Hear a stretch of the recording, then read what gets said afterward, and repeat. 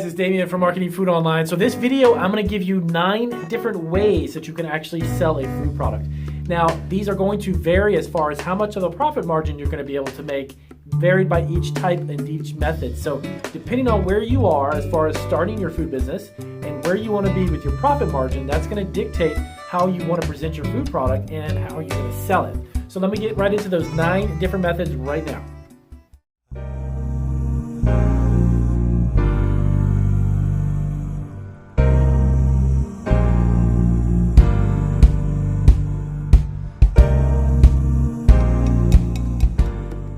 Guys, it's Damien from Marketing Food Online. So as I mentioned in the introduction, I'm going to give you 9 different ways that you can actually sell your food product. And the margins will vary depending upon which one you choose. Now, it doesn't necessarily mean that you have to choose one of them. You can actually do all of them if you'd like.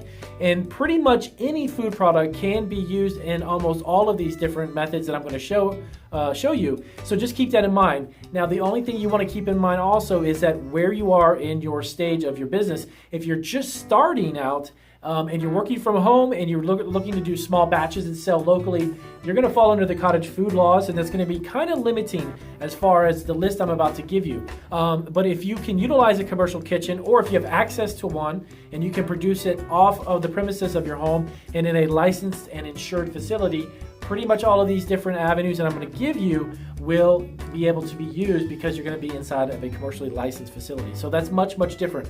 But before we get started, if you're brand new to Marketing Food Online, before I get into the list, and you're not subscribed, definitely hit the subscribe button. My channel is all about food businesses and creating food products, starting from home and getting yourself into a commercial facility, or selling online and get yourself into retail stores. I've been in the food business for over 25 plus years. I've had my own food business now for a little over 11 years.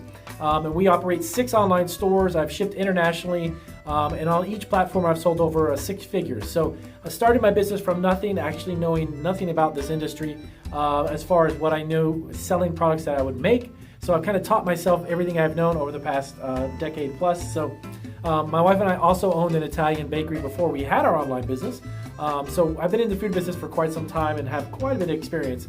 So I now offer all that advice to you guys here on YouTube. And if you, again, aren't subscribed, definitely hit the subscriber button. So let's get right to the point and get to the list. So number 1 is commercial food service business. Okay, the commercial food service industry is the industry that actually where commercial restaurants, places like hotels, resorts, universities, colleges, these large commercial facilities have to have food and have cafeterias and have food on the premises. They do events and all of that good stuff. So they have to get their food from somewhere. And food service, we have companies that actually deal with the distribution and the warehousing of food in bulk. And those kind of industries are the ones that utilize food service distributors. So let's say, for instance, you had a spice rub or you had some type of a marinade and you wanted to produce it in really big batches and you wanted to sell it to restaurants, franchise restaurant chains even, hotels. When you talk about different resorts and all these places all over the world, actually, they utilize these types of ingredients in big bulks. 5, 10, 20 gallons or even more. So that is what food service does. So if you wanted to go to that level, if you wanted to have a co-packer or a private label company producing it for you and then putting it in those batches in those large quantities and then distributing it through food service can be potentially a good route for your product. Now, does every single product go good with food service? Not necessarily. Of course, food distributors can't handle thousands and thousands of different types of food products, but mainly it's done in bulk and it's going to be done on a scale that's literally palletized or very large quantities to one single location. So if you have access to a facility who can produce a product for you in a very large batch and then sell it, that may be the route to go. Now, there is then the question is, aside from food service, you can actually sell a product to a food distributor. Now, these are different than food service companies. The food distributors are basically, to break down what it is in a very simplistic way, it's a big warehouse. They get shipped thousands of different products, and then grocery chains, convenience stores, anyone who sells groceries or need groceries to fill a retail store setting, they would come to a food distributor and buy food products. So let's say that you make a great, you have a line of jams or jellies and they're really unique flavors and you want to get them out there. You have 4 different flavors and you like to see them on store shelves in a certain region of the country, maybe just in your state or maybe just a couple of states, you can go to a food distributor. Now there are food distributors, don't get me wrong, that distribute food nationally, nationwide, but again, this will be dependent, as I said in the beginning of the video, this will be dependent upon where you are in your process. Again, if you're making small batches from your home, obviously a food distributor is not somebody who you would be able to sell to. Plus, you probably wouldn't be able to keep up with the demand if they needed a lot of it. But if, again, you have access to someone where they can produce it in a commercial kitchen for you, or even yourself, you can produce it in much, much bigger quantities, then a food distributor could be the potentially the good route for your product. Now, the next one up is direct to retailers.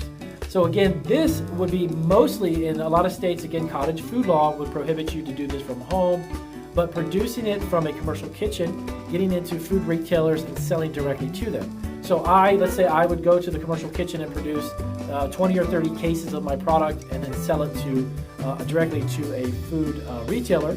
That would be one route that I could go. The margin on that would be much, much better than it would be if I went through a food distributor. The one thing to keep in mind when you are dealing with the food distributor is that that's going to be another person that stands between you and your margin, okay? And with that being said, what it means is that you would have to ship it to them. The food distributor buys it at a lower price than it would be if you sold directly to the retail store, because the retail store then purchases it from the food distributor. So that cuts you out of that little bit of a margin in between the retailer and yourself, okay? Not that that's a good or a bad thing. Again, this would be a decision you'd have to make on your own. Maybe you're not really good with dealing with retailers or you're striking up those relationships, so you want to just give it to a warehouse, let them buy it from you, and then let them do the distribution and the marketing and the sales part of it, because a lot of food entrepreneurs aren't necessarily all that good at marketing their products or advertising them, and that's perfectly okay. You don't necessarily have to do all of it. So the next one is selling online and going directly to the customer. So that would be something like I create a website, okay? I create an e-commerce website and I make my jellies or jams and then I just sell it directly to a customer. You can either make it as you need it or you would prepare a certain amount of batches, you'd have it in inventory, and then from your inventory, as you begin to sell it through your website, then you ship it directly to your customer. That's from your website to the customer. Now that's going to give you, again, the better margin than it would be if you've given it to a distributor to sell to a retailer. The only thing is that a lot of times those orders would be individual units or maybe just a couple units at a time. So you're not going to be preparing 10,000 jars of jam and then looking to sell 10,000 jars of jam at the same time. The thing about a food distributor is you potentially could do that, okay? The distributor likes your product and they say, look, we supply 2,000 retail stores across the country. We would love to have 10,000 units. Then they would actually get you to manufacture it and purchase 10,000 units of it right off the bat. Again, per unit though, you're going to be making a smaller margin, but again, you're going to be also selling a lot of product at the same time. So that would be dependent upon how you want to decide to do that. Now, going back to the e-commerce one, the next one up would actually be selling through an online retailer. Now, what I mean by that is, of course, if you go to Etsy and you go into eBay, what these are platforms that already have the built-in customer base. So if your product is looking to go into somebody's shelf that loves to have jams and jellies, Etsy, eBay, Amazon, these types of sites already have traffic from customers who are looking for those products. Again, you still have to pay Amazon, you still have to pay Etsy, you still have to pay eBay because they're standing between you and the customer.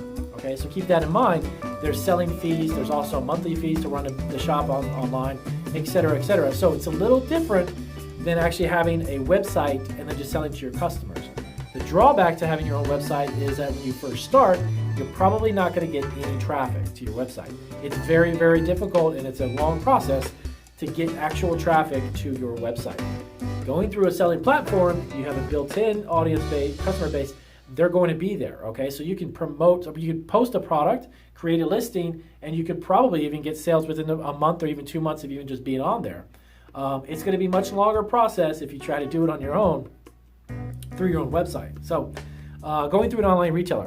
Now the other thing is that there are some retailers you can actually, this is the next one up, you can actually sell to the online retailer. There's a lot of companies out there that actually have online e-commerce businesses, and they'll purchase food products from you, put it in their warehouse, and they operate a business that sells to a customer. This is not you. You don't have to create a website. You don't have to sell through Amazon. You don't have to sell through. You can actually sell your product to that retailer, and the retailer will do the business end of it and sell the product for themselves. Again, this is similar to working with a distributor, okay? Because a food distributor will purchase it from you, make a little bit of a margin, and then sell it to a retailer. Very similar, they're going to buy it from you at a wholesale price, and then they're going to sell it to their customers. But the great thing is that you can kind of wash your hands of the situation. You can sell that big quantity to them, and you can move on to your next customer, or you can find other retailers to sell to. So those are options available too. The next one up is actually a subscription service. Now, I personally believe that any food product can actually be configured to be put into a subscription business. This would be something that you yourself would have to post on like a cratejoy.com subscription style website, but every month you'd have to be filling and packing orders, but it's done monthly, not every single day, okay? Now, depending on how your business grows, that subscription business, you may end up be spending every day of the month up to the first of the month filling and packing and getting the boxes ready for the following month, okay? And that is something that would keep you very, very busy, and you would be doing that on your end. There are some companies that do the fulfillment, or you can have a company fulfill that for you, and that's based on volume. But the trick to that is that you really can't use those types of services unless you've got a really ridiculous amount of volume. If you're doing 20,000 units a month, it might make sense to have a fulfillment center. If you're doing 10 or 15 boxes a month, it's not going to be cost prohibitive. It's not going to be cost effective. It's going to end up being very expensive to have a company fill that for you. So subscription services is another great way that you can sell your product, but keep in mind that you'll be doing a lot of that back end work, okay? Filling the boxes and getting them shipped. The next one up is actually utilizing a food broker. Now, this is a little different than using a food distributor, okay? How this works is that you'll get a food broker, which will be a representative for your food product. They will do the sales end of it and the marketing end of it, and they will get you the retailers in order for you to do the fulfillment for them. So if I were a food broker, and let's say Sarah came to me and she said, I have a great cookie product, I would go out and find a whole bunch of grocery stores to place an order for her product. As a food broker, though, I don't necessarily do any of the logistics. I'm not packing the boxes and moving them. I would normally have to be fulfilling, if Sarah was the one fulfilling the orders, she would have to get all of those boxes together, get them shipped to the right retailers, and I'm kind of like the guy that's the middleman bringing the transaction together, but I'm not necessarily doing the fulfillment. So, but you can still use one, and you can get a food broker if you're not good at getting retailers on the phone or getting a buyer interested in your product. That's what the food broker can do for you, okay? I have two more actually.